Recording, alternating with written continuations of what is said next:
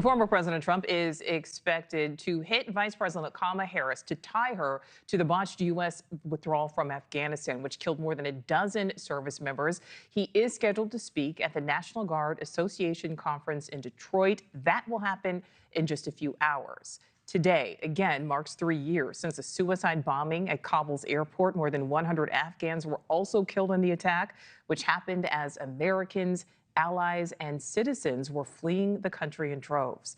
This morning, the former president laid a wreath at Arlington National Cemetery to honor those U.S. service members killed.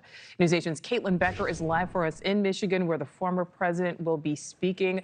Caitlin, what can we expect today?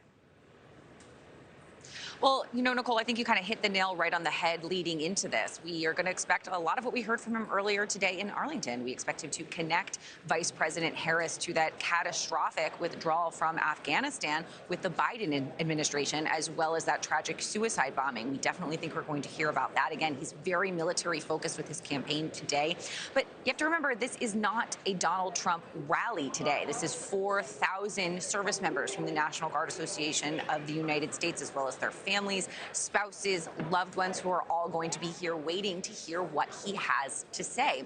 And I want to read you this quote from the president of the association, who said, "We want to know how the next administration will support the National Guard and whether the Guard will continue its prominent role in the national defense strategy. We're looking forward to hearing what President Trump has to say." Now, both President Trump and Kamala Harris were invited to this event. He's the only one, from what we understand, speaking today. He also addressed this same exact annual event back in 2016.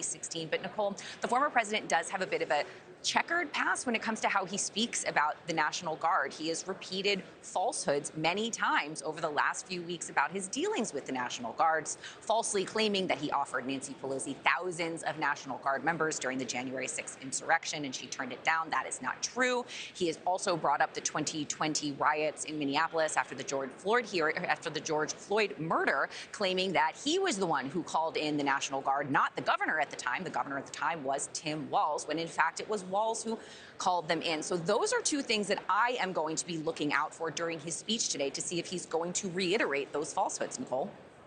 Thanks for watching. Go to joinnn.com to find NewsNation on your screen. And don't forget to click the red subscribe button below to get more of NewsNation's fact-driven, unbiased coverage.